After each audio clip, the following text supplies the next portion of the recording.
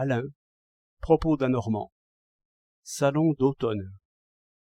M'étant égaré jusqu'au salon d'automne, j'en suis venu, en vérité, à rendre justice aux instituts et autres assemblées de mandarins. J'ai pourtant cette idée, au fond de moi-même, que la liberté est bonne en toutes choses, et qu'il ne faut emmailloter ni les enfants ni les esprits des enfants, ni rien de ce qui a figure d'homme dans ce monde. Mais l'homme prudent m'arrête là tout net, par cette simple remarque, il y a des fous. Hélas, il y a des fous en peinture aussi. Quoi d'étonnant à cela? Il y a bien des fous qui croient qu'ils sont le pape ou l'empereur de Chine ou le président. Pourquoi n'y aurait-il pas des fous qui se croient pleins de génie pour la peinture et capables de réformer entièrement les beaux-arts?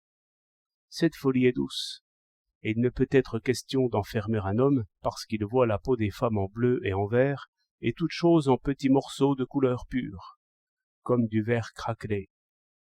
Sans compter qu'il peut se joindre à cette manie spéciale des grandeurs une infirmité ou exaspération des yeux, qui transforme les plus doux rayons en feux d'artifice. Comme, avec cela, ce genre d'hommes se met en colère dès qu'on tente de les ramener au sens commun, je pense bien que leurs familles et leurs amis prennent enfin le parti de les louer sans restriction. Bien mieux, ces maniaques font société entre eux, pour l'admiration mutuelle. Il se pourrait bien, enfin, qu'ils se glissent parmi eux quelques médiocres du métier, qui apprennent l'extravagance, l'enferment dans un dessin insupportable, et se font ainsi une petite gloire de barbouilleurs. Si vous pensez que j'exagère, allez donc voir le salon d'automne. Réellement, en tout art, il faut des maîtres, une discipline, et apprendre l'alphabet. Par quel mécanisme l'enseignement officiel devient presque toujours plat, ennuyeux, méticuleux, tyrannique, ennemi enfin de tout libre et puissant génie, cela est assez connu.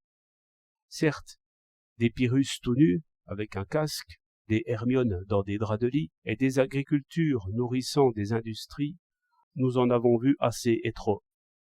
Il y a pourtant un milieu. Il y a une servitude acceptée pour un temps, et une puissante liberté qui tire sur les chaînes. De là des génies, qui sont rares maintenant, qui furent rares en tout temps, et que l'on reconnaît à ceux-ci qu'ils cherchent le sens commun et la pensée commune par d'immenses travaux dans l'ombre, et sans jamais être si satisfaits de ce qu'ils font. 28 octobre 1909.